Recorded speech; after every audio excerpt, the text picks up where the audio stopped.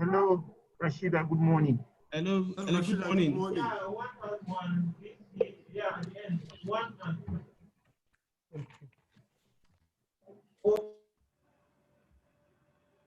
Good day, all.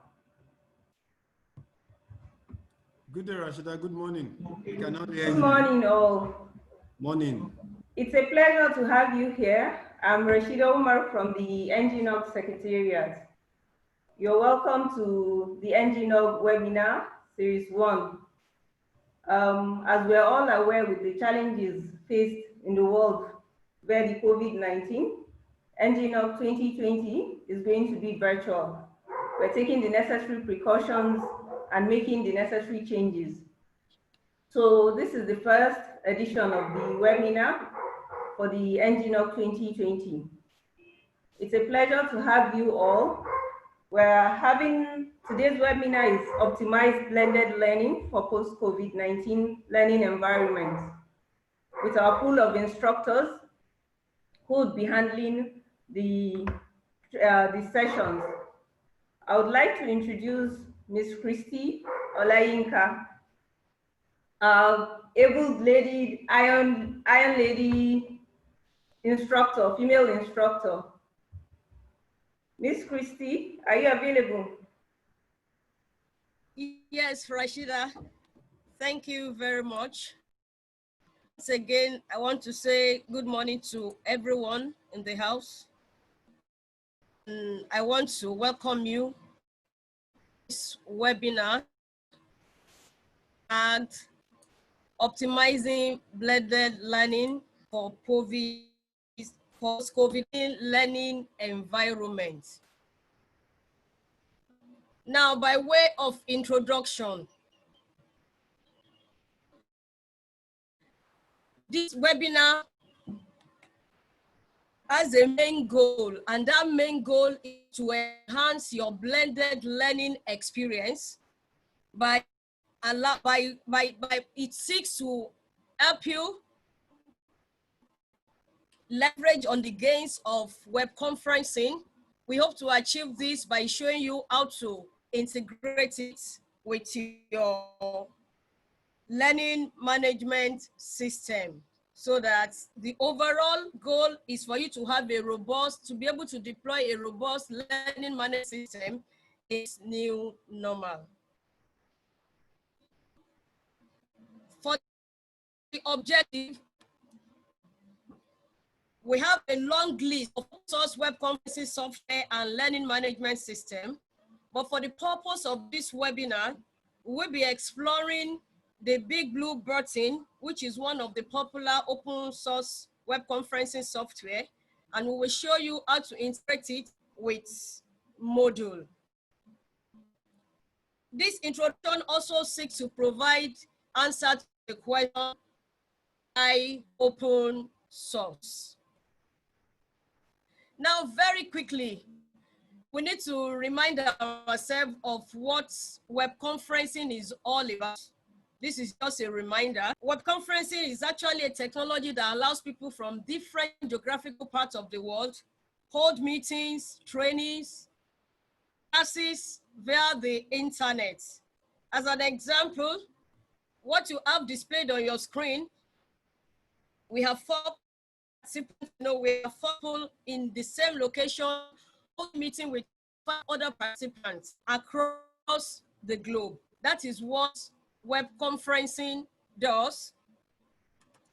It also allows real-time communication as well as multitask communication from one data to many receivers in separate locations. Anyway, that's by way of reminder. Now, looking at the various web conference softwares available. For the purpose of this webinar, I have them categorized into 2. We have the proprietary software, we have the open source software, and for the proprietary software, we have a long list, but I have few examples here. We have the popular Zoom, we have the Google Meet, we have the Skype for Business or Microsoft Teams, and so on and so forth. One thing about the proprietary software is that you have to pay for license depending on the features you want. They have the free version, that you could use, but are restricted, you are limited. Access to the entire feature of the application is restricted. If you have more, if you need more, then to pay either monthly or annually. On the other hand, the open source allows you use every available feature without you paying a dime. What we hope to achieve in this webinar is also to make sure that you can deploy a very robust learning management system without having to pay for license. Now, the question, well, I guess I've answered it in the course of my earlier presentation. Open source, when you talk of deploying a robust learning management system that is scalable, that is secure, that is reliable, you need to go open source. You can get all of this without you having to pay for license. Open source in terms of scalability scales very well. It doesn't crash under a heavy load. In terms of security, the modular design makes the security very superb. And because we have the community working on the project and it's tested over a long period of time, it's easier for people to cite any error and quickly release it to address it very quickly. You'll agree with me that the outcome of such a project will be very, very reliable. And in terms of transparency, the open source, you have access to the source code, you have access to the information of the community managing project, and of course, it is effective because you don't need to bother with the license. Okay, very quickly, in the choice of your learning management systems, there are basic features you need to look out for in order to have a very robust system. And very quickly, I will take us through some of these basic features. The first thing is that your learning management system must support both video and audio conferencing. In those parts of the world, bandwidth is still very, very expensive. So some of your students might want to actually do audio. They might want to join in the classroom, their audio in order to conserve data. And once in a while, as a lecturer, you want everybody so that you can enhance the interaction with your participants.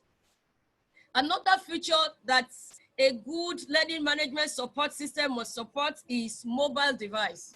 You must choose an application that supports the use of mobile device in addition to people using laptop or their desktop. This ensures that you as a lecturer, you can actually schedule your class via mobile, your students can join via mobile. And in terms of security, you would want to go for an application that addresses the issue of security. You wouldn't want any Dick and Harry to be part of your classroom. You want to be sure that it's only those who are supposed to be in the class that attend the class. So you can either choose to provide a password for the class, or you have people wait in the waiting room. After assessing them, you allow them in. Another of the security is end-to-end encryption of your communication to ward off the hijackers. You also want to be sure that your learning management system supports the rules of the use of the chat room. In addition to your students being able to raise up their hands to ask questions, you want to be sure that you can also get feedback via the chat room. Whiteboard is also a very important feature. You want to really have the feel of the physical classroom via the virtual classroom. A lecturer would always want to write. Uploading of file is very, very important as well. You want to select a package that allows the upload of document file, your presentation, your PPT file, your PDF file. Screen sharing is also very, very important. In fact, it's one of the beautiful features.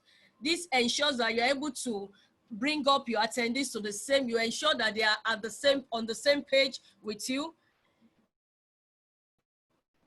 Is also key. You want to be able to allow, you want a software that allows you to share your desktop, you know, with other teams that are located in different geographical regions. You're working on the document, for instance, you are revising it. They can actually revise real time. They can edit, they can make correction real time instead of you having to send via email and then you keep sending back and forth. This addresses the issue. So this is one of the important features you will need to have. The breakout session is also very important. You might want to actually categorize your students into various groups with different assignments for the various groups. So you give a time for them to work on the assignment or the seminar or on the project. And then you give another time where every other person converges, everybody comes together, and each group presents on the assignment. Sure, you would also want to record your session. If you have your lecture, for instance, you want to record for GNS 101 as an example, you wouldn't want recording over and over again each time you have classes. You want to be sure that you are able to record your session and then have play as it arises. You will agree with me that in this era of COVID-19, a lot of things has been redefined by this COVID-19. That is why we have the new normal. And for this new normal, web conferencing is the way forward. So, and we are also saying that you can have all these, you can leverage on all these gains without you having to pay a fortune. At this point, Wale Oronti is waiting for us. Wale is ready to walk us through the blue button. So everybody, let's have a walk with Wale. Yeah, Christy, thanks a lot. I really appreciate, you've done a very wonderful job. Thanks for what you've done. It's a very good thing. So my name is Wale Oronti. I'm here to walk us through the Big Blue Button installation and tell us why Big Blue Button, and make sure that we run Big Blue Button in a way that we can get things to be up and running. So a few things to go through before we start discussing Big Blue Button. So what's the outline for today? The outline that we're having here for this today is simply what is Big Blue Button, why the choice of Big Blue Button for the blended learning environment. So what are the hardware requirements, and what's the required operating system for us to run Big Blue Button, and also the network requirements. Then we'll run through the demo of Big Blue Button installation. So what's Big Blue Button? Big Blue Button, as it's written here, is an open source web conferencing system for online learning, and Big Blue Button actually enables you to share your document, PDF or Word document, and it also helps to share your desktop environment, your webcam, your audio, and gives you the ability to have a playback of your recorded session. So let's take it one by one. So we start the open source. So once you have Big Blue Button, is actually, once anything is open source, it means you have full access to a source code under a GPL license, which is open source. So you can actually modify it, put it in a way that you want. And also it has quite a lot of community support that as regards Big Blue Button. Also, why is it for web conferencing? You definitely get whatever you have from most commercial version of web conferencing tools like Zoom and some of the likes.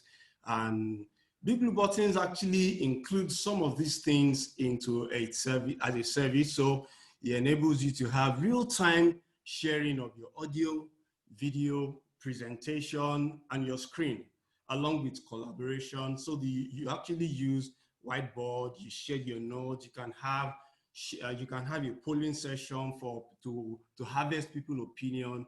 And also, just as Christine made mention, you can create breakout rooms for your people. Okay. Now, what's the online aspect of Big Blue Button? Big Blue Button actually enables a lecturer or a teacher to engage their students for learning. For example, you can use the multi-user whiteboard that you have in Big Blue Button to solving mathematical problems. That means you can write equations for maybe like the medical arm of an institution. The consultants need to draw a vein and draw whatever is happening with the vein, or they need to perform an operation, the joint at which they need to suture. It can actually show them some of these things. So Big Blue Button is actually highly prepared for online user engagement for some of these things. And for it to be highly engaging, Big Blue Button has the following things. It gives you a multi-user whiteboard. It gives you the opportunity to create breakout rooms. You can actually have a chat. You can create polling, and you can share your notes. Also, there are two types of users with Big Blue Button. It is either you're a moderator or you're a viewer. So in this aspect, who is a viewer? So most of the students that will attend your web conference session, they are all viewers. And also you yourself as a lecturer or a teacher, definitely you are moderating a session. So you are categorized as a moderator. Now, as a presenter or a moderator, which means you're a teacher, what will you be able to do with Big Blue Button? Now, Big Blue Button actually gives you the option, it gives you the ability to upload slide. You can share your whiteboard just to annotate diagram, write equations. You can also, as a presenter, you can enable or disable whiteboard. Also, you can share, you can start a poll. Also, if you have recorded video sessions, you can actually put up your recorded video sessions for people to take a look at, and also share your screen environment. So, and the reason why we're using Big Blue Button for this edition is it's not just like every other service. Big Blue Button is actually it's not an average web conferencing tool, because it actually gives you the full responsiveness of a single page, where you can actually have it's a browser built-in edition where you can send and receive audio and also share your Word document. And why Big Blue Button and not any other web conferencing tool? When you install Big Blue Button service, for you as the end users don't need to install any other application, whether from any of the Play stores or anything. Big Blue Button is actually built with HTML5.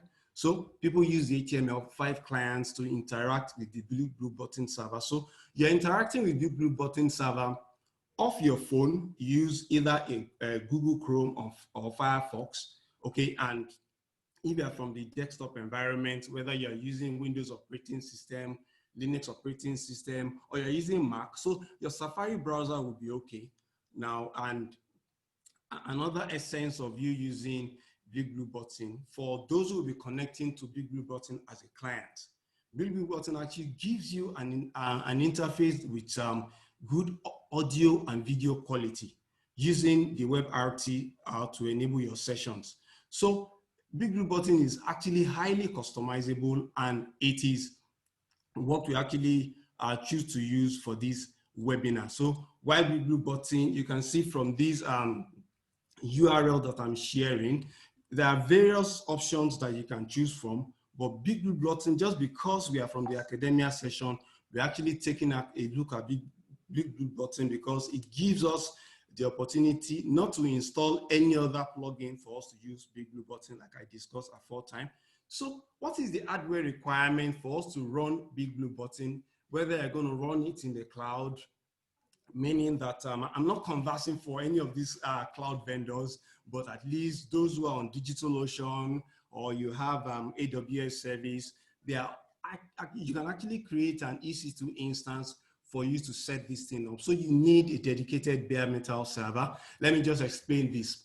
Big Blue Button will not cohabit with any other service that you have on the hardware.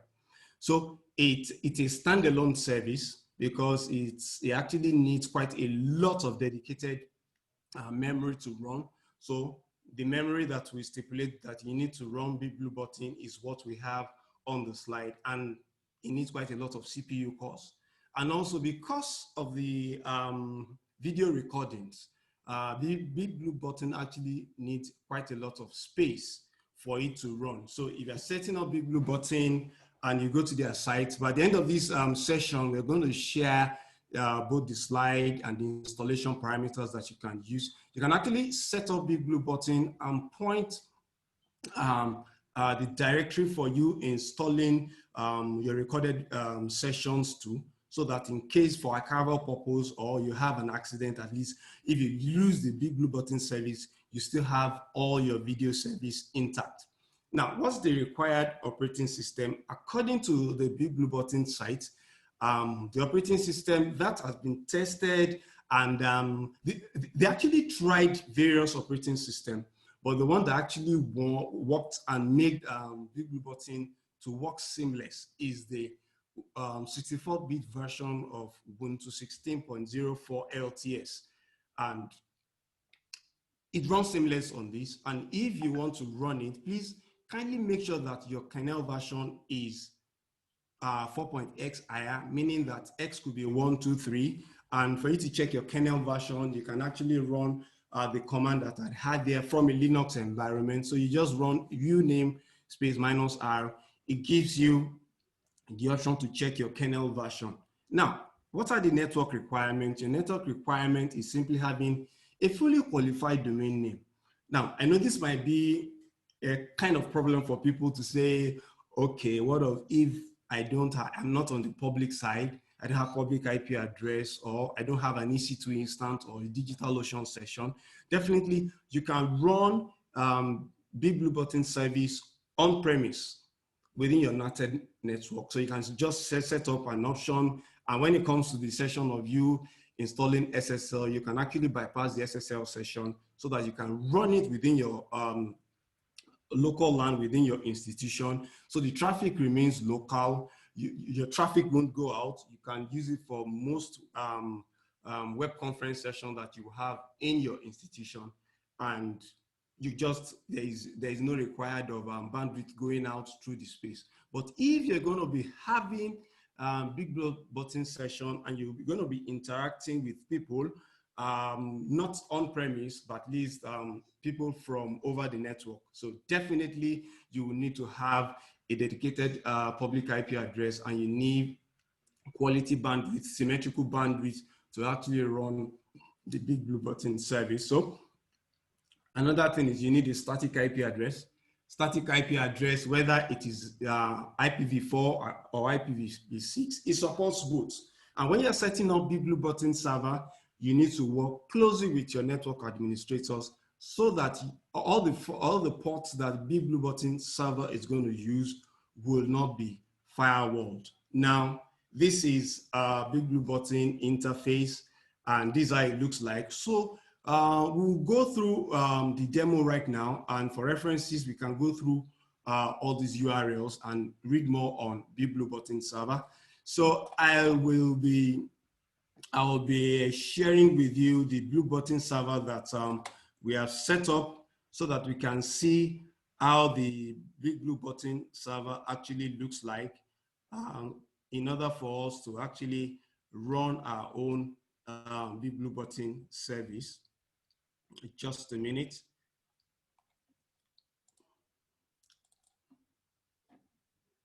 All right. So I log into the Big Blue Button environment, bbb.forum.org.ng. So I have this Big Blue Button service set up. So we can see the Big Blue Button service. So this is the interface that you will actually be presented with when you set up your Big Blue Button for the first time. We can see the features that it It gives, you could create personal rooms, recording management, custom designs, and user authentication. So I need to sign in to my Big Blue Button for the first time. I use the email address registered for me to log into Big Blue Button server. So I sign into the Big Blue Button environment. Once I sign into the Big Blue Button environment, I'm presented with this option. So I'm going to walk us through the Big Blue Button service. This is an existing Big Blue Button service environment. By default, when you install it, some of these rooms that you have in here will not be there. The only room that you will have when you install it is called the home room, which is like the default option when you install Big Blue Button service. So how do you, as a moderator, a lecturer, a teacher, actually create a web conference room for people to attend? Okay, so for you to create a room, what you need to do for the first time is actually create a room. It's very simple, and that's one of the reasons why we are using the Big Blue Button for this webinar session. I know other webinar sessions will still come up where we'll use, we'll come discuss some other web conferencing service like GT and likes. So you click on create room, it gives you this interface for you to name a room. So let's say for example, a lecturer wants to take a class, maybe like, let's say, what's a general class? Maybe AG 101. So a lecturer wants to take AG 101 and AG 101, and it says you need to actually generate a room. So you click on generate access code for your session. So you generate an access code. Once the access code is generated, which means definitely when you are logging in, people should be able to come with an access code for the session that you are creating. Sorry, AG 101. You generate an access code. So users definitely need to log in before they come into the session. So you just click on create room. So it's as simple as that. The room is created. You can see room created successfully. So the room is created successfully. And the next thing is maybe peradventure, you don't like the naming convention, or by mistake, you created the room with another name. You can actually come in here and edit the name, maybe AGA 102. So you can edit the name in that aspect, and it says it does that. Now, how do I now share what I have? For you to invite people to your web conference, all you need to do is copy this URL, copy the access code, and send it as an email to users that will be coming in to your session, and it enables them to actually log in and join the conference. So you as the moderator definitely needs to start a conference. So I just click on start conference. So once the conference starts, it does a bit of echo check.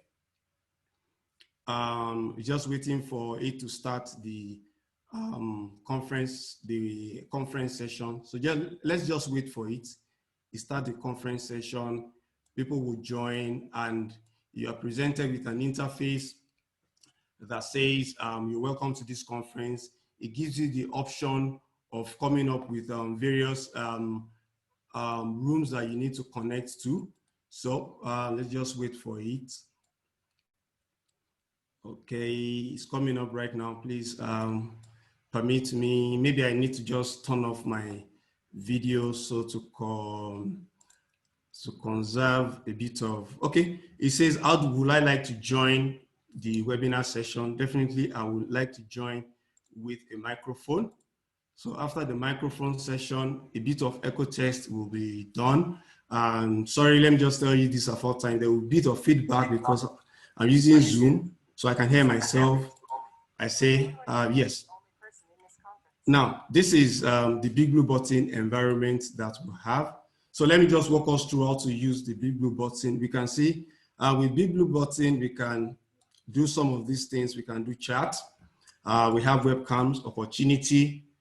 We can do audio, share emojis, use the multi-user whiteboard, screen sharing, polling, and breakout rooms. So we do all the breakout rooms, and the next thing we need to do is there's a public chat option where a lecturer can actually send information and say, maybe you need to pass messages to students. So I can give my students a welcome option and say, hello all. Hello all. Now it comes in there, and myself and my students can actually have a public chat. Now, what is the next thing that Big Blue Button actually provides? Big Blue Button actually provides what is called a share note. What is a shared note? A shared note is just like an extension of Google Docs.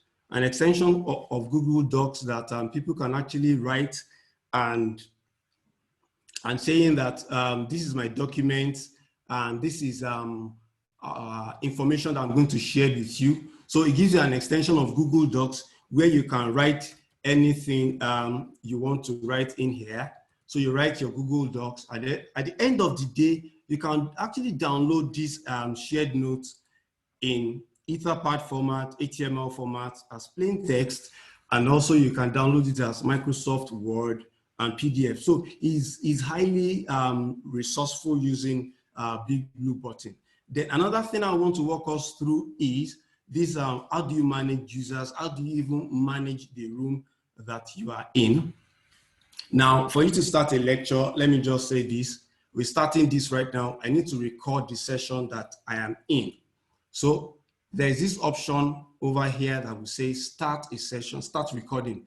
Once you click on start recording, it asks you, you can select the recording button later to pause. So I just say yes. So you can see the countdown starts. So I start recording the session that I'm going to have with my student. So how do I manage users? I can turn off mute, I can lock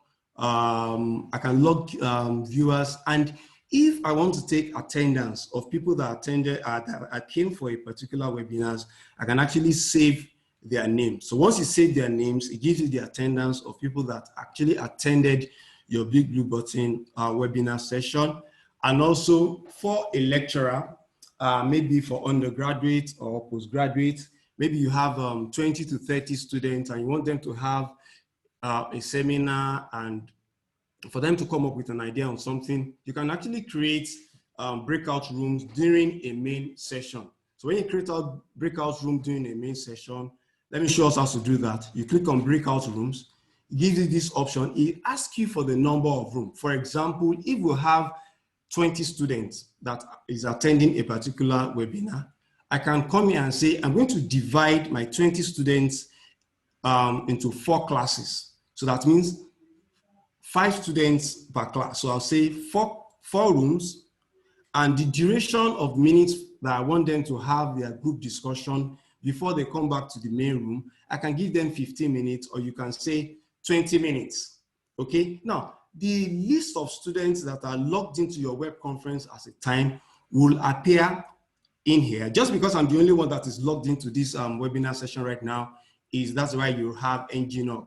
So you have everyone listed here. If you have prepared the way you want to distribute your students, you can actually do it yourself, one after the other.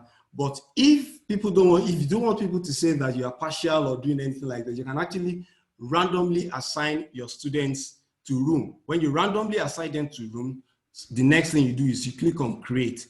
It creates the room. Now, let me tell us something. When you create a room, it's just a breakout room. It's not that your students are going to be logged out of the main session. They are still kept in the main session. They will just be told that you are moving them to a main room and they should accept it, or they want to change rooms themselves. You can give them that option. So that is how to create a room. And another thing is we can actually, for people that speaks very fast, so that students can actually follow you, you can turn on CC. When you turn on CC, that means whatever you're saying is going to be writing it for the students. So you can turn on, start viewing closed captions. So once you turn it on, you can choose the font size and the likes and the text color. You can choose all these and say start. Once you say start, whatever you are saying will be displayed will be written out on the screen of your viewers. That's all about that. Let me collapse this. So another thing I want to walk us through as a lecturer, okay, I have my slide notes. How do I upload my slide notes to this web conference facility? There is this plus icon here that you can click on plus. When you click on plus, you can upload your presentation. Your presentation must have been prepared. So I click on upload presentation. I can browse for the file that I have. I go to the location where I have my files. So I can choose a file here, okay, that I want to upload. I say open, then I click on upload. So he uploads the file for me. Can we see that it's uploading? We just wait for it to upload. And a note of warning for us as lecturers, teachers, please, let's try and keep the amount of notes that we are uploading. Let's try and keep it small. Let's keep it simple because of the time it takes to convert. Please, let's try and keep it small so that you don't make it voluminous. Try and keep it small, and it uploads and come up into this area. As we can see, it is written here. It has come up in this environment. So I need to discuss with my students. So I click on next button. It shows me the next screen, the next slide that I have. And just in case I want to annotate, I want to write for students, you have all these options here. Let me turn it on. You can actually turn it on for students or another co-moderators to see. So you can turn on multi-user whiteboard on so that your co-moderator, maybe like there are two of you that is actually taking the course. So you can turn it on. Then how do I write? How do I annotate?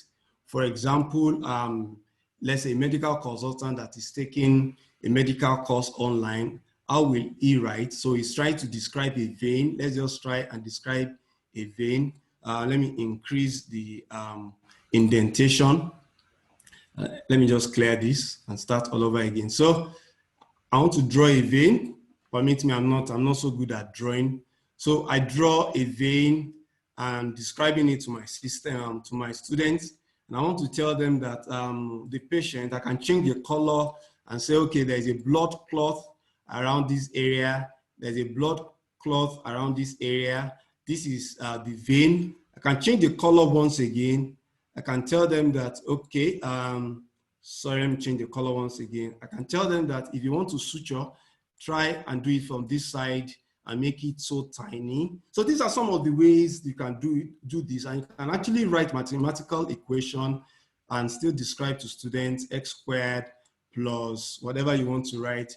You can use all these options. And also, if you need to clear all that you've written here, just click on this and clear all annotation.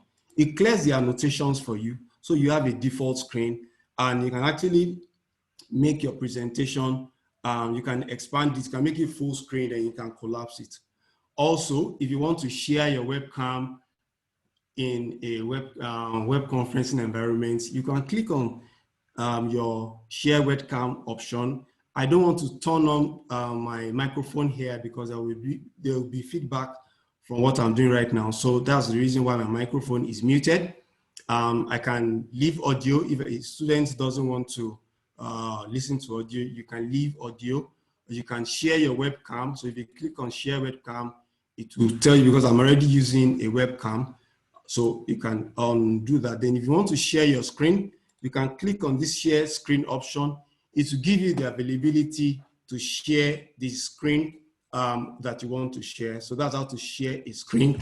And also, let me clear this option. And also, because I didn't, it says error permission to grant, because I didn't say to share, that's why you have this error. It's not that it's always there by default, it's not an error thing. So if you want to minimize this page, you can actually hide this presentation. And also, you can make it full screen. For you as a lecturer, maybe haven't spent so much time for the duration of your course, you can end a meeting, always end a meeting before you log out, or else the moderating aspect can be passed on to a student. So always end a meeting. When you end a meeting over here, everyone will be logged out of the session. So let me just end the meeting. I say yes, that I've ended the meeting. So once I end the meeting, it takes me back to the viewers option that I have. Now, how do I know that the session that I have has been recorded? If I go to my AGA1, AGA102 that I have, that is over here. Now, presently, the video recording is being processed by the server, because you might feel like, I feel like what I'm doing is not being recorded. The video recording is actually being processed by the server. So once the server finished processing all the video recordings, you come under all recordings, and these are the recordings, recorded session that is here. So you can come under recordings, you can email recording. If the hard disk space of your server is getting filled up, you can actually delete from here, okay? And you can actually play back. I can actually play back a session for us. So if I click on this format, he opens it on another screen. Now it's going to load it for me because I want to do a playback of a former presentation that I've had, and I can do a playback option, have it played out for me. Now, another arm of Big Blue Button that you can actually extend is integration into learning management system of your choice. Sam is going to be walking us how to do the integration with a learning management system. And with the documentation we are going to send across to you, there is a command that you will run from the terminal of your Linux operating system that will actually help you to generate an API call.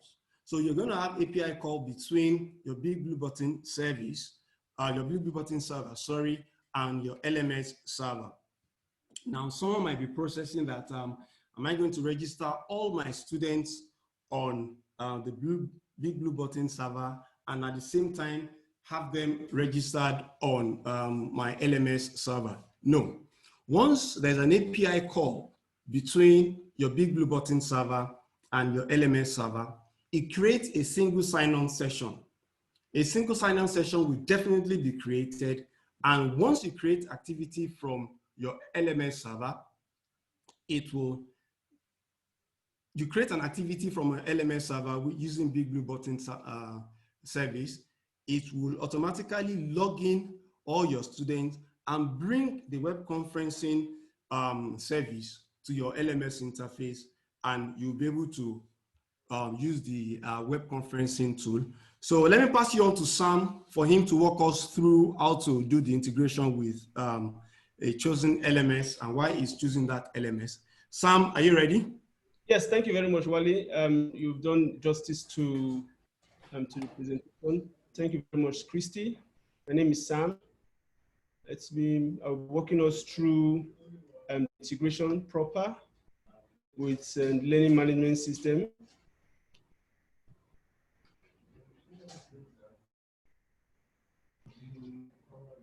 Yes, thank you very much and welcome. I'll be handling this section for the web integration, integrating learning management system with Big Blue Button. But before I proceed, let us quickly just look at an overview of what we'll be looking at in the course of our discussion. An overview of LMS that has naturally been taken care of. I'll look at some examples. Why the choice of Moodle? We'll look at plugin installations and setup. We'll look at course creation, user management. Then we'll look at wrap up. Then from there, we'll get our hands dirty and see how we can actually do the integration process properly. Learning management system is actually a software that's an application that will help for administration, documentation, tracking, reporting, automation, and delivering of educational courses, training programs, and learning and development programs. There are a lot of examples. We have a lot of examples of learning management system, both online services where a fee is paid, more like subscription. You have a commercial where you buy the license outrightly and you install in your servers. Then you have the open source. Among the list, we have the Blackboard, we have the Adobe Captivate Prime, we have the Schoology, we have the Canvas, and we have the Moodle. And Moodle and Canvas, they are open source. So why Moodle? Why the choice of Moodle? The array of vast learning management system with why we're settling for Moodle. Moodle is open source. Don't forget, as an educational institution, the tendency of moving towards open source, because the amount of money paid on licenses is oftentimes not encouraging. Moodle is easy to use, easy to install and set up. We have loads of plugins and very, very large community. So no matter what the challenges you are going through, somebody would have gone through similar challenges, and with the help of the community, you can actually walk around it. The assumption here is that you have Moodle already set up in your servers. And for the database, you can see here, you go to site administration. When you log in, we're going to see that as we proceed. And you look at, there's a tab here for plugins. You click on install plugins, and it takes you to this interface where you're given the option of installing from the directory if you already have the plugin Moodle downloaded to your system, or you're installing from the Moodle plugins directory online. I prefer to go through the Moodle plugin directly online because it helps me to resolve issue of compatibilities. It also helps me to know whether my Moodle installation is compatible with the version of Big Blue Button that I want to install. However, if you're sure of the format, you're sure of the version you're installing, you can actually go the route of downloading the zip. I prefer to go through Moodle installation directory. Now, this is the interface for setting up Big Blue Button. Remember, in the course of discussion for Big Blue Button, a secret key will be created by your system administrator. That secret key will be created in line with a URL. That is the URL you place in this section, and you place the secret key here. Once this is done, a handshake has been created between your Moodle system and the Big Blue Button system. So that handshake enables cross and handshake to happen between both.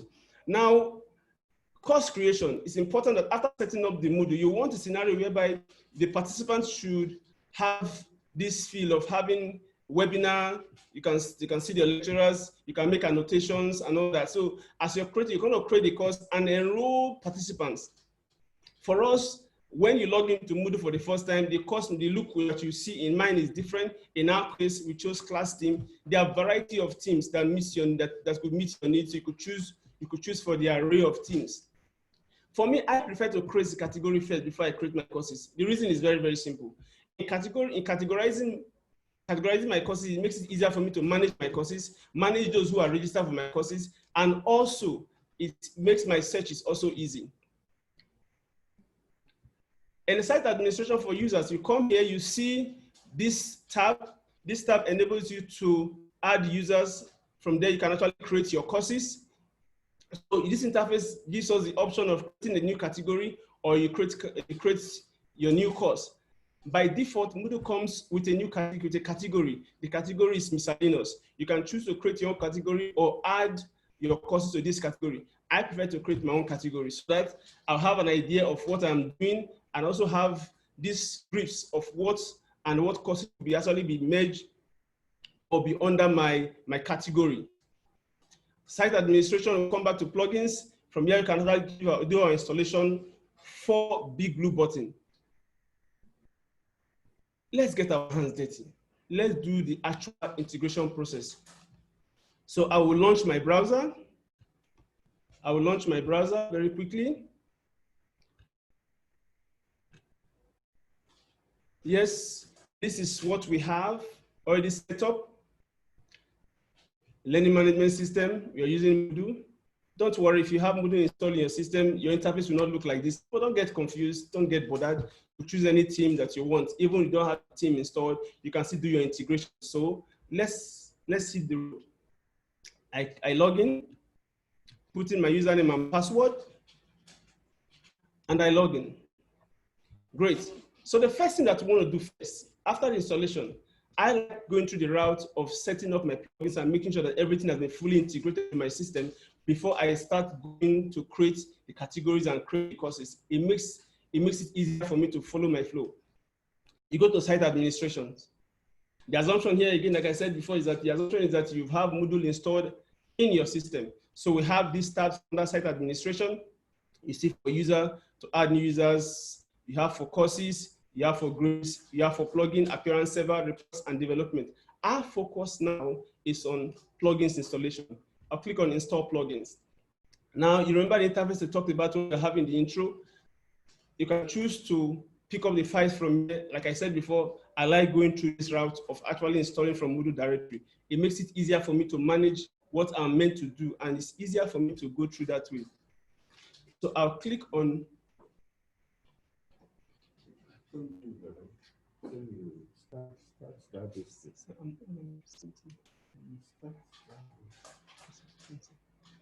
All right. Okay, so I've come here, I've logged in. So it brings me to this environment. Now, for you to actually install the plugin from Moodle environment, you must have an account with Moodle. So I'll log in. I'll log in with my own account, come here and log in. When I've logged in, it takes me here, and there's this tendency of having so much to do and getting confused when you actually get to this place. And you can come here and you search for Big Blue Button. Good morning.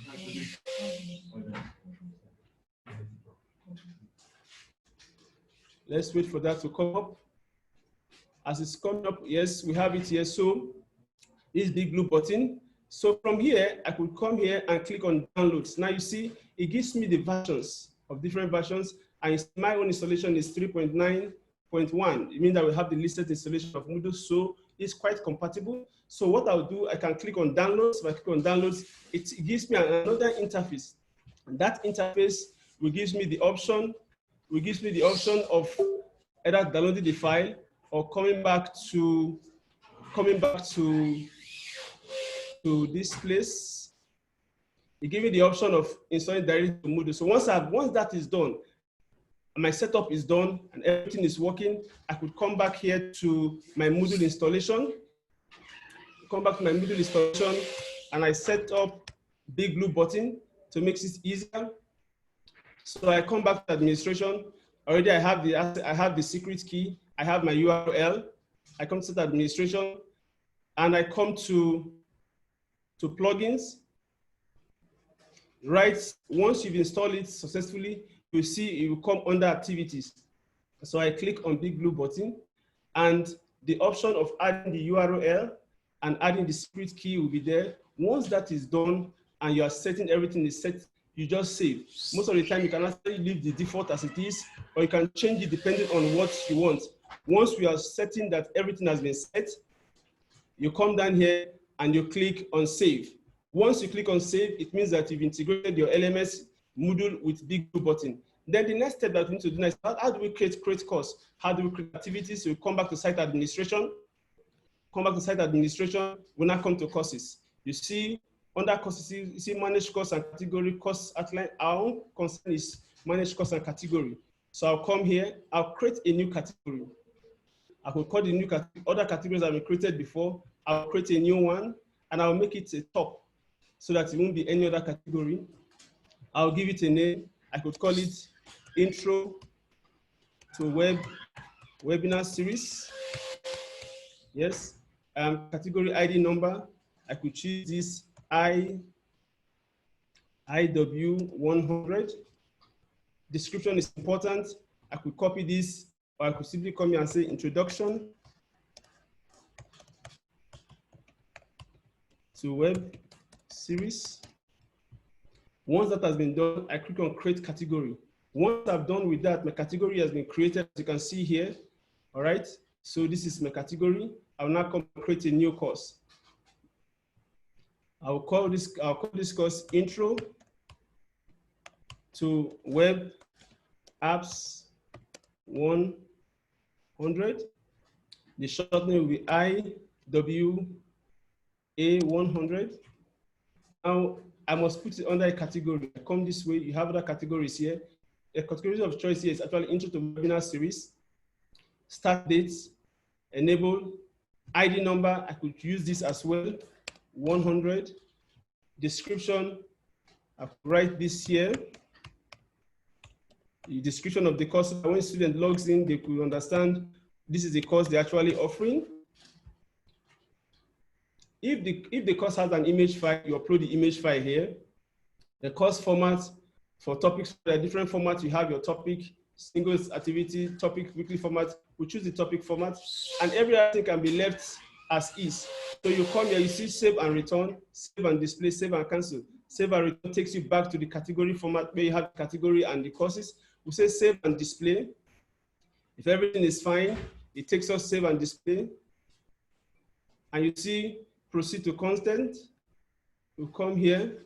Now you see, let's turn on.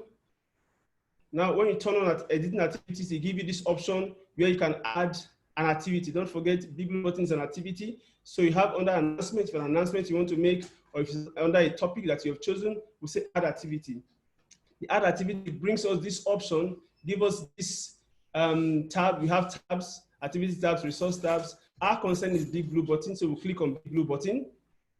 Now you give it, you have an instance. Here you're giving the option of having an instance, room activity with recordings, room activity only, no recordings, recordings only. We can leave it as the default one. Then here, intro classroom name, we can quickly come here and say intro to web 100. Once that is done, those who are notified, if you click on this checkbox, those who are notified in the course will also be notified that a link has been created.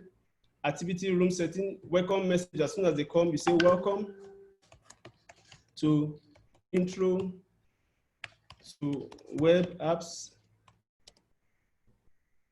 Then here you say wait for moderator. Session can be recorded. So, okay. So you have listen. You have wait for moderators. You have wait for moderator. You have session can be recorded. Then you also have view recordings. And so here, when you say wait for moderator, it means that when the participant gets to the room, they will have to wait for you to start the meeting.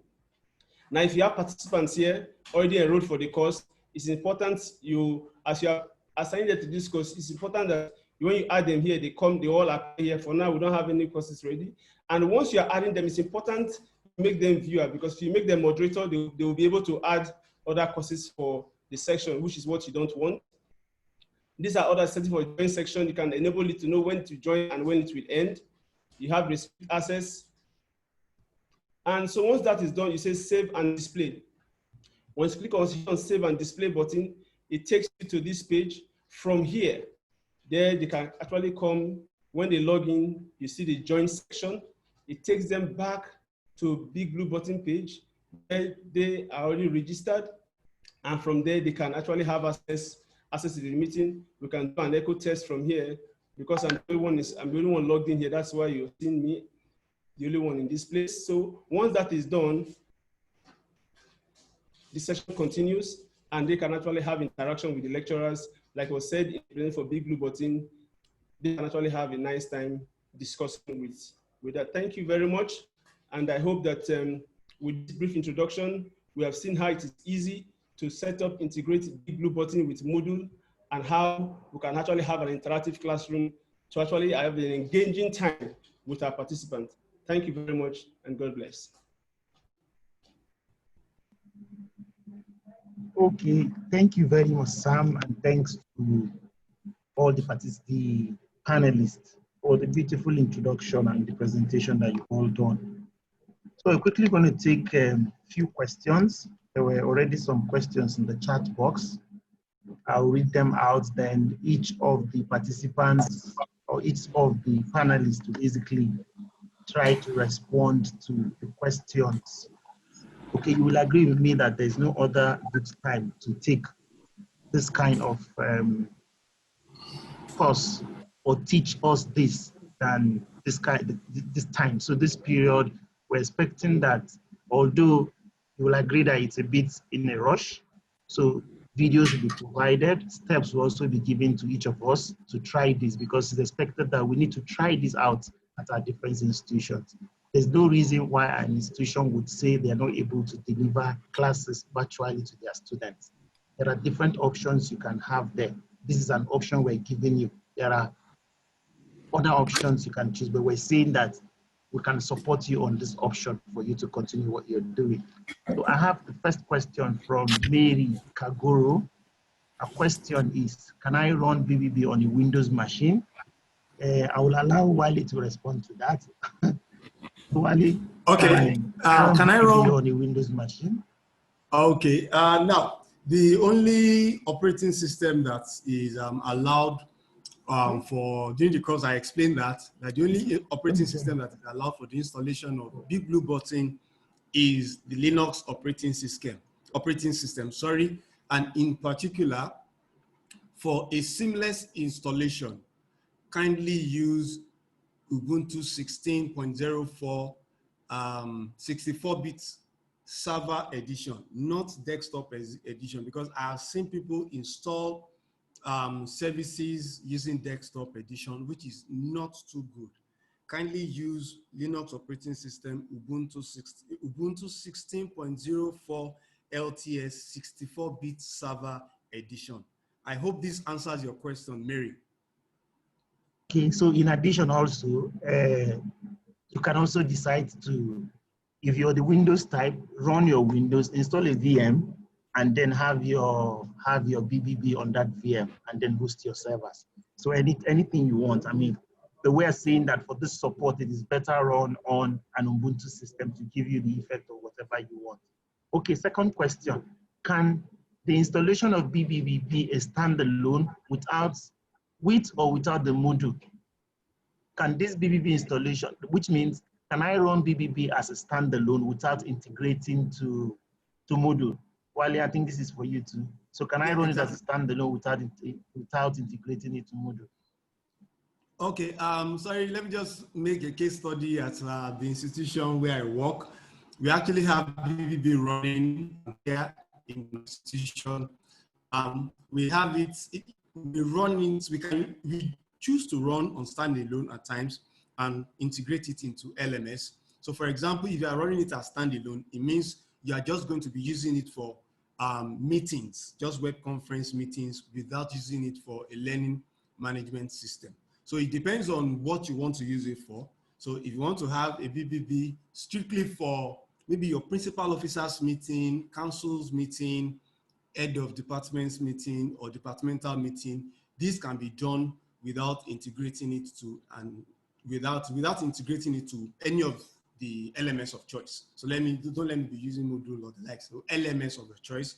So you can just install it and use it for major meetings in your institution or any of the organizations you are from. Thank you. Okay, just in addition to that, the only effect you have integrating it into any learning management is that if you're using it for a course, so students or participants can actually go there, click, and it takes them straight into the course. You can also decide that you just want to teach, like Wale said, teach your students as they are listening, or have your meetings directly from a BBB without having to integrate to another one. I hope that answers your question. I also have another question from Muhammad Isa, and the question is, can one create contact pool where you can add all participants' email addresses and other details? Also, can the security access be customized for each user and each code or password is for specific number? Wally? I guess this is for BB. Oh, yes, for BB. Yeah, it's for BB. Now, can one create a contact pool? Like when I was discussing, I told you that BB is actually highly customizable. What the session that we are having right now is just, we are scratching the surface. So integrating it with LMS is just still scratching the surface. That is why it is open source. If you want to have a contact pool from of the participants or those that want to attend your session, you can definitely create a contact. It is highly customizable. It is flexible. That is why the source code has been released. You can modify it in as much as possible that you want. Also, you said, can the security access be customizable for each user? It depends on what you want. It depends on what you want. But I think let's just try and understand that when we are creating a web conferencing session, we are creating the web conference session for a community, for a particular session. We are not doing it for each user.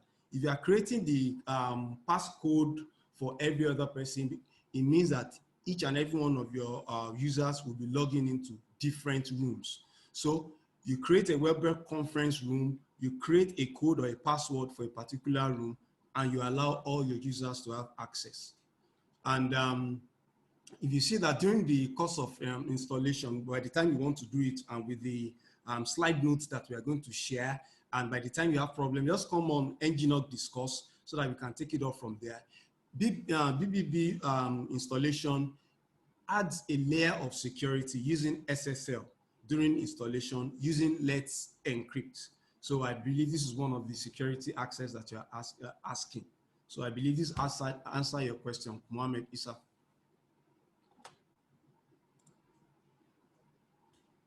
So the next question, question 4. Please, if you also have any question, you can raise your hand.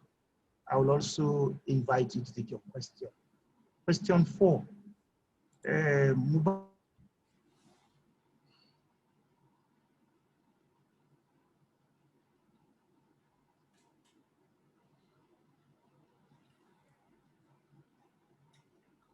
Okay, I guess this is BBB. So Cletus, maybe I just take it. Yeah, it says, thanks. I'm just wondering if BBB will require subscription from Mubarak Amin. So Mubarak, thank you for this very, very wonderful question. It's a question that I've been expecting from people. And one, it is open source. So there's no subscription. You don't subscribe for anything. The only thing that you need to do if you run into roadblocks, maybe while deploying Big Blue Button, you need to extend an arm of Big Blue Button service. The Big Blue Button actually has a community that you can talk to, or you can come to ngNOG discuss, ask us questions. People are always there to interact with you, to give you ideas on how you can actually expand your BBB button. So BBB does not require subscription. It is actually free for you to customize and expand. So I believe this answers your question, Mubarak. Yes, I think just in addition to Wale, it is completely free, even though there's nothing like a free beer. The only knowledge or whatever you require is to just ensure that you have the skill to deploy it. And that's why the community is there to assist you with the deployment. Okay, so I'll take the next question, question 5. Still on Windows OS. Can I run this on Windows OS? Yes, you can.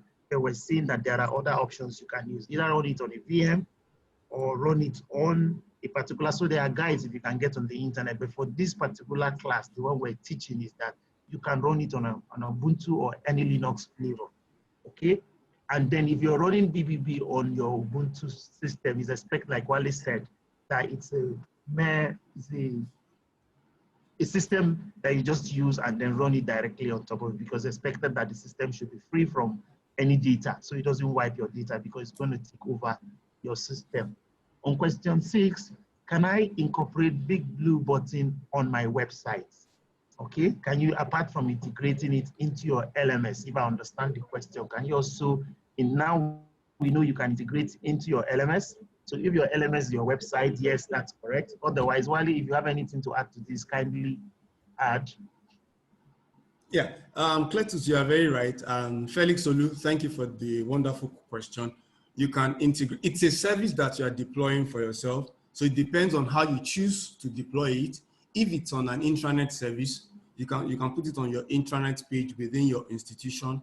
And if it's on the public side, you can have it as an extension from your website where people log in, then they click and log in, then sign up for various web conferencing, various seminars that they want to have. So it's highly, as long as you have a fully qualified domain name, if you are going to run it on the public side, but if you are running it on your intranet, we still advise that you use a fully qualified domain name. Just create an on-premise DNS in your institution or your various organization. So I hope this answers your question, Felix. All right, Sam, do you want to add anything to the question from Felix? Hello, Sam.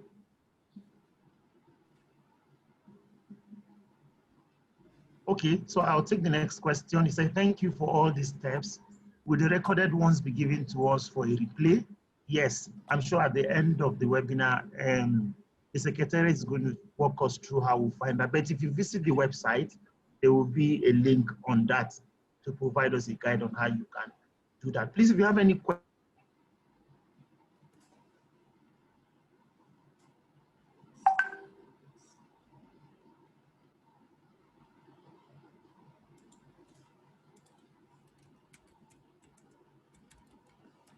Next question, can BBB be integrated into custom design software like PHP and .NET? Sam, are you there?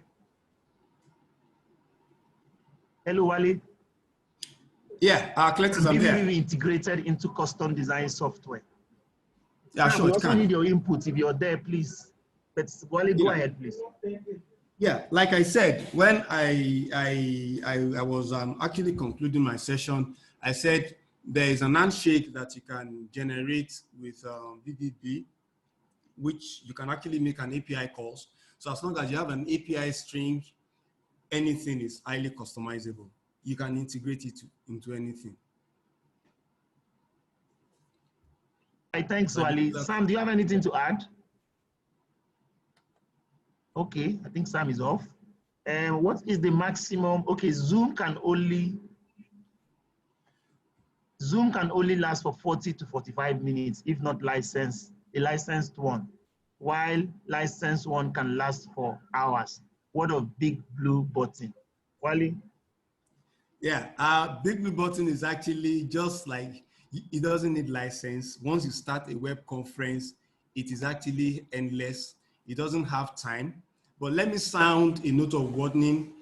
If you don't have the facility to deploy Big Blue Button yet, there is a demo version of Big Blue Button website that you can use to try out Big Blue Button. I think it's demo.bigbluebutton.org. You can go there. It will give you the opportunity to try out Big Blue Button service off their site for 60 minutes. But when you are running it on your own on-premise equipment, it's actually endless. It doesn't give, there is no restriction to you running Big Blue Button. It is endless.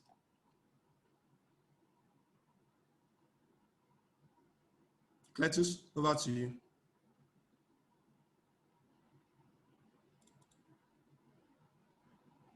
No. Hello? Okay. Yeah, Cletus, I'm here. Yes, I said that the number of webcams you can have. The number of webcams you can have available at a particular time. So Wally, I'm sure you follow up to the question, how many webcams can I have? For example, if I want all my students to join, is it possible that I can have like 50 of them or 100 of them turn on their webcam while in the class? And then can I also transfer delegate roles while in that class to a particular student to either teach or things like that? So if you can answer that too, please. Yes, thanks, Cletus. Let me start from the last question, which is delegation of roles. You can actually delegate roles. You can delegate role to whomever you want to make a co-moderator or a presenter. You can delegate roles. Now, the question says, how many people can you? Let me just answer the question so that I know there are other questions that people are actually queuing up. Number one, if you have BBB button, it is advised that you see your video sessions as streams. See the video session as streams so that you don't enable too much connections towards your Big Blue Button server. There is no web conferencing system that doesn't have their limits. So we are advised, it is advised if you check on the Big Blue Button server that you don't have more than 200 participants at a go when you're having your Big Blue Button session. And also, please, when a presenter is presenting on Big Blue Button, please don't allow your camera streams to be more than 2. Don't allow your camera streams to be more than 2. There are various sessions that you can actually set and say, I want to share the webcams for so X number of people, just for you to have a good video recording. Please, 200 participants in a meeting, nothing more than that for you to have a seamless stream, and also just 2 webcams to share when you want to do that. Thanks.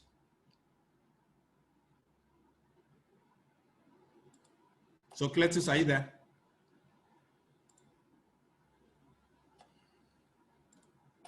Question from Abdul Rashid Adio. His question is, what is the maximum number of participants allowed on the web conferencing option? Yes, I think I just answered that because I know that I'd been expecting that question. I said for every Big Blue Button session that you want to have, it's been, if you go to the docs.bigbluebutton.org, we are advised not to go anything beyond 200 for a web conference session to have a good stream, a good web conferencing facility. Don't go more than 200. It is open source, and we are still, because everything improves day by day. And I know that they'll be working on these things to improve video connection stream. So please don't go more than 200. You can actually divide your streaming session into 200. Thank you.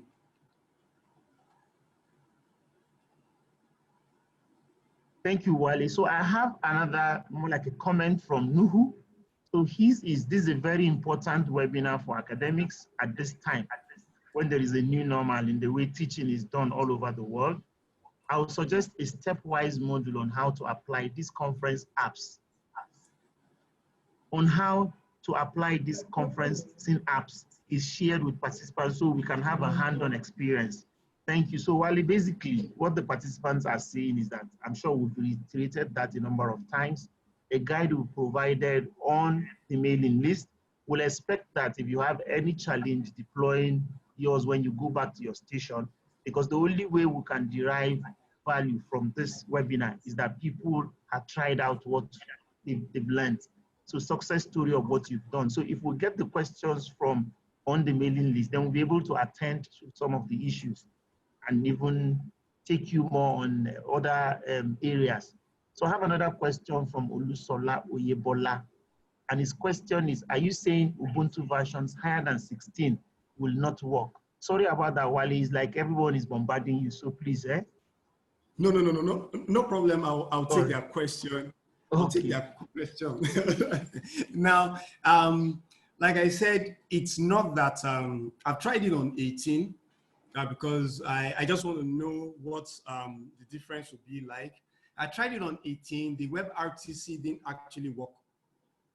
It didn't give me the full support that I needed. I tried it on 18. I tried it on are you both. Still there? Okay. I'm here, Cletus. Yeah, I'm still here. Now, I tried it on 18, and I tried because I just want to know the reason why they opted for 16.04 LTS.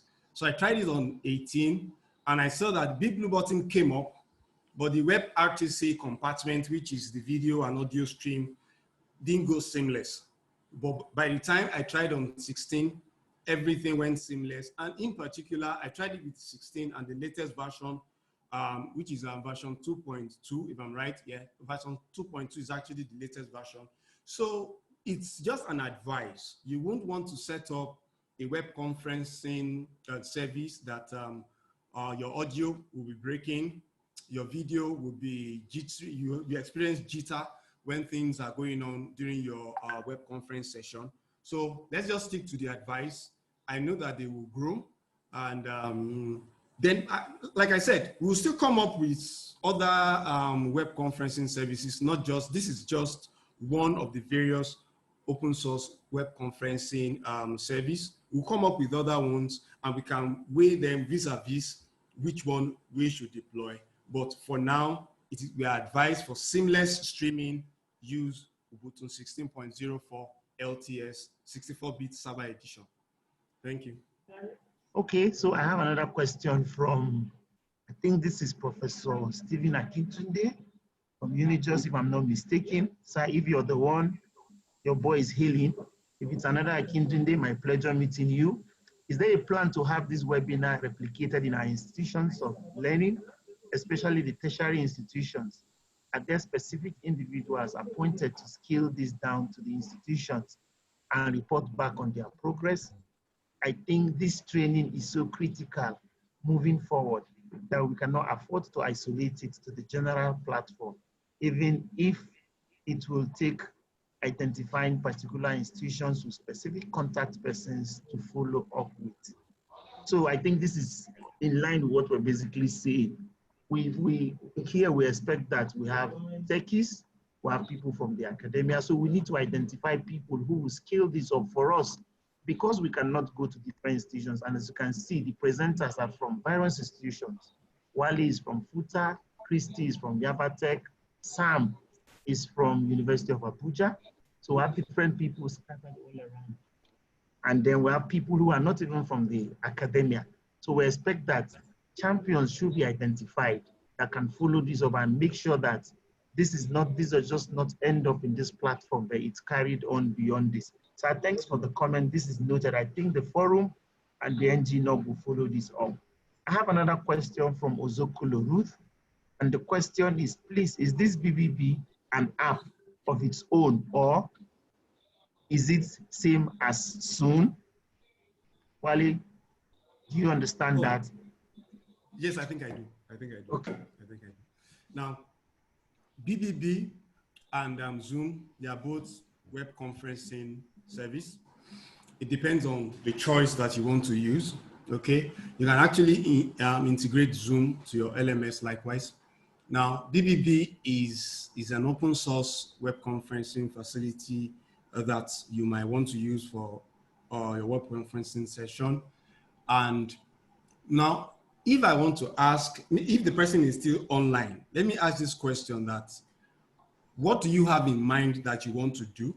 If you can post it as a question, what do you have in mind that you want to do, so that we will know how to answer this question? We'll know how to tailor your answer, the answer to your question. Okay, thank you, Ali. Please, it's BBB. Yes, I think if the user is live, you can unmute yourself and then ask this question. Huh? Well, is that what you want? And yeah, let me also say this. BBB button actually needs, it doesn't need any add-on client. It's not a server client application. BBB button is, like I said when I was discussing, is actually built with Greenlight and HTML5 clients. That's why you can use it both on your desktop and your mobile device. You don't need to download any other client version for you to run BBB button. So if your students are coming in via Android devices, they are welcome. HTML5 clients will accept them and give them the Big Blue Button interface. If they are coming from various browsers from various operating systems, Windows, Linux, and Mac, from Mac, Safari browser is welcome. From Linux and Windows, Firefox and Chrome browser are actually welcome. So you don't need to download any other thing for you as end user to connect to Big Blue Button, as long as Big Blue Button is set up correctly. All right, thank you. So, like you said, is it an app on its own? If you remember, if you followed when Christy did her own presentation, so basically, she had different web conferencing applications that you can use. There's the closed source, and then there's the open source. So BBB is one of the categories of the open source. Jitsi is there. So if you look at the Zoom and those ones are licenses that you have to pay for, but you can use.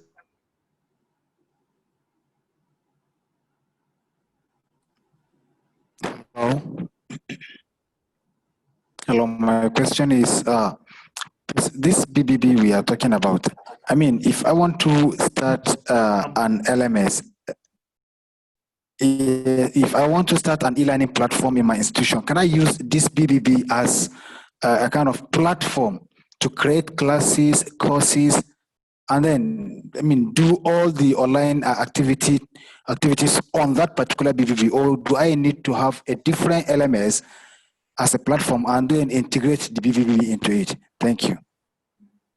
All right. Thanks for your question, Sam. I don't know if you are there to respond. Yes, I am.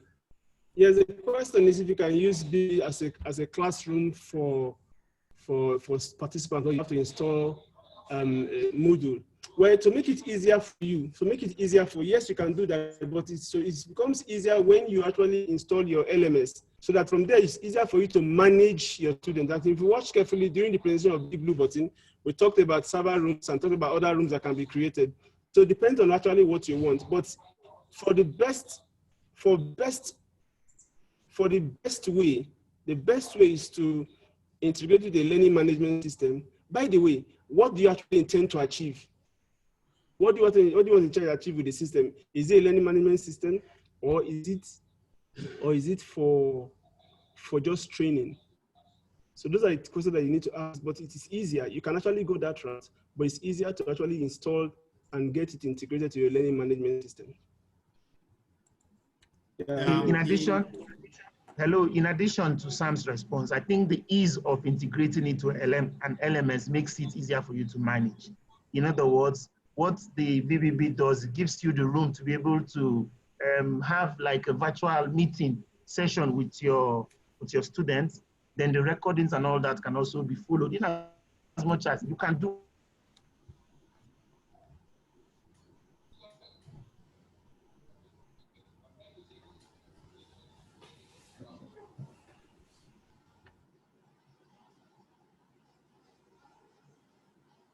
Mailing list.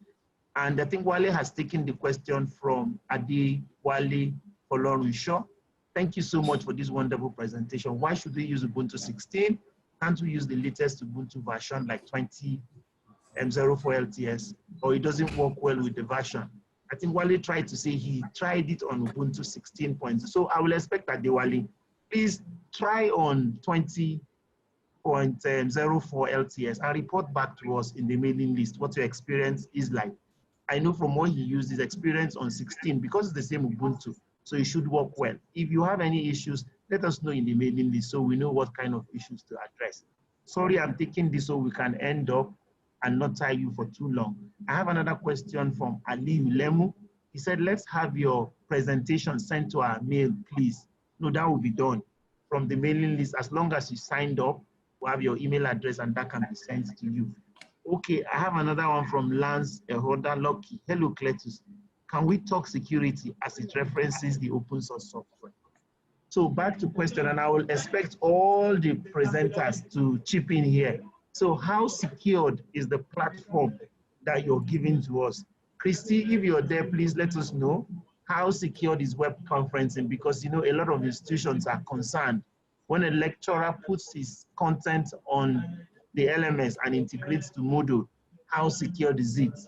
Wally, how am I sure that my meetings cannot be hacked or hijacked by people? Sam, how safe is it when I integrate my LMS to BBB? So please speak generally on, and you have 1 minute to do this, on the security of their platform you're deploying. Wally, please, we can have you in that order. Can you start? Okay, definitely I'm here. I'll answer that question is, how secured is your network? Okay, how secured is your network? Let me just ask you that aspect. How secured is your network? Who and who is allowed to access your Big Blue Button server on port 443, TCP port 443 and TCP port 80, and also the range of UDP session? Just ask yourself that question. If your network is not secured and you are trying to defend Big Blue Button server, well, there is less you can do to it. But when you install Big Blue Button, let me answer it in another perspective. Another thing Big Blue Button actually does using the Linux operating system is it uses what is called uncomplicated firewall.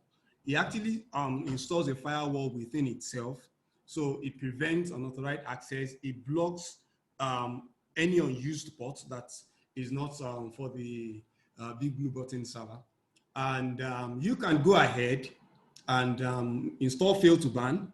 Now, fail to ban has a lot of things on itself. You can restrict SSH connection from certain IP addresses. You can do a lot, but I think we can take this discussion back to the mailing list so that we don't spend so much time on this. Thank you, Wally. I was going to stop you, sir. Thank you very much. So, Christy, how secured is web conferencing? Please, do you have 1 or 2 things to say, and then your final words?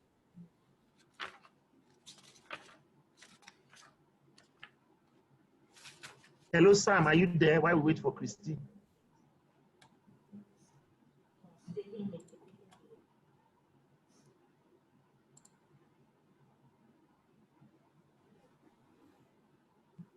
the last question I have is from Esther Adila.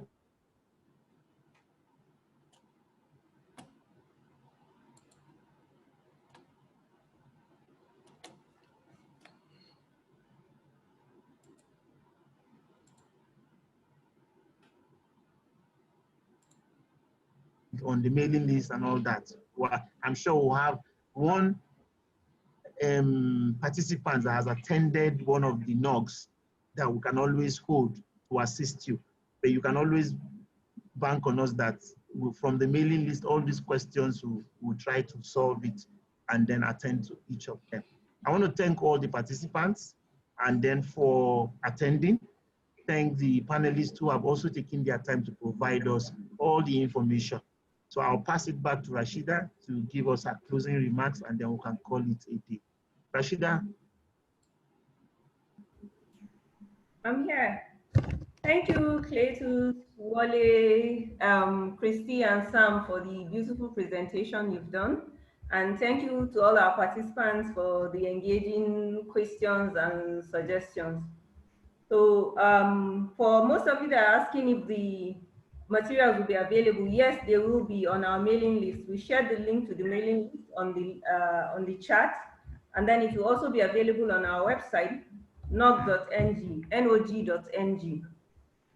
So we hope to engage you more, and then we would have the second series of the ngNOG webinar.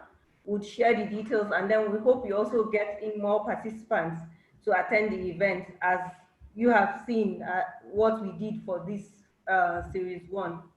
So thank you very much for your participation, and thank you to our instructors too.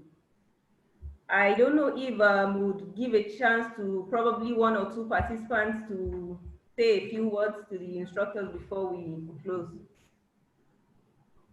Anybody available? You could just raise show of hand. Okay, I have one person. Mr. Joseph. Hi. Thank you, everyone. Thank you, ngNOG. I think you guys did a beautiful job. I hope we will have opportunities in future to have more presentations like this, especially on other subject areas. But I think this was a beautiful presentation. I joined late, but it was the bit I was able to get was quite impactful. Thank you very much. Kudos to the team. I have Olua. Okay.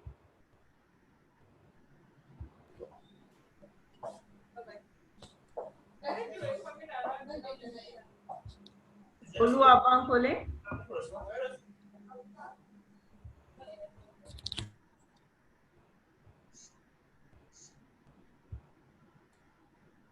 Okay, maybe I'll allow Muhammad. Yeah, mine is a kind of appreciation. We really appreciate the organization and the organizers. And as well, we hope that this particular kind of webinar will continue to hold because it's actually impressing. We have gained a lot from it. For people like us that are in academia, we really hope that this kind of thing will be extended to our institutions so that at least we be benefited from it. Thank you so much and stay blessed. All right, thank you very much, too. I think I'll take one last question before we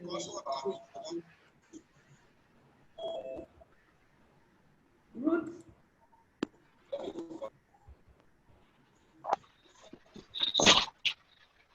Yeah, thank you very much. Okay. Thank you very much for the meeting this afternoon.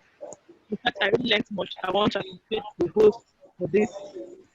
I want to appreciate, and I believe we'll be able to take this as this institution and we'll be able to carry it out to make our institution a better place. Thank you very much. Thank you, Ruth.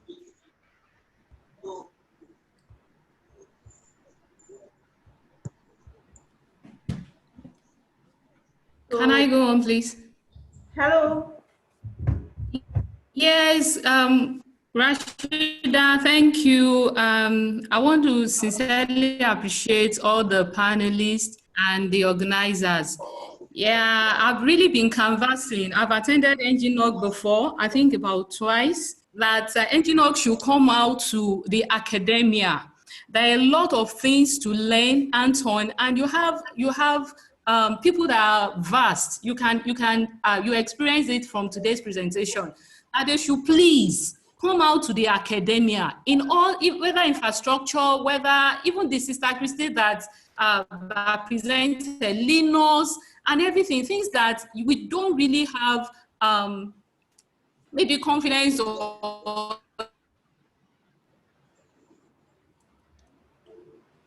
they know how to go about. I sent it to my colleagues here, although I understand that Oronti is from FUTA, but we really, really need these things in the academia. So I'm pleading again, the ngNOG should come out, like everybody has said. There are a lot of people that will learn, that will benefit a lot from the programs and a lot of wonderful works they've been doing in the tech space. So I once again thank everyone, Claire Tools, nice seeing everyone again. I appreciate you, Mr. Wale, Dr. Wale, everyone. Thank you to all the participants. It's been a good time. I think we'll take subsequent comments and questions on our mailing list. We've shared the link, so feel free to join in and throw in your suggestions or comments on the event. Once again, thank you for participating. Dr. Wale, do you have anything to say?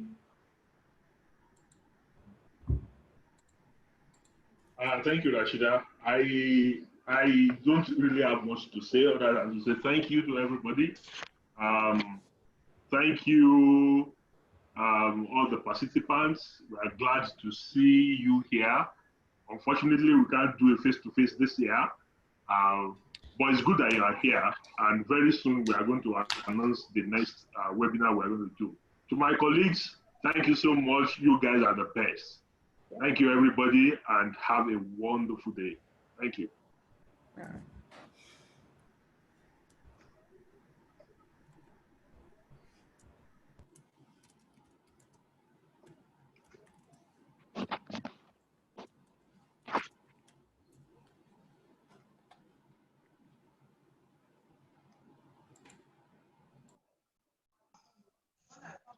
Rashida, where is our video?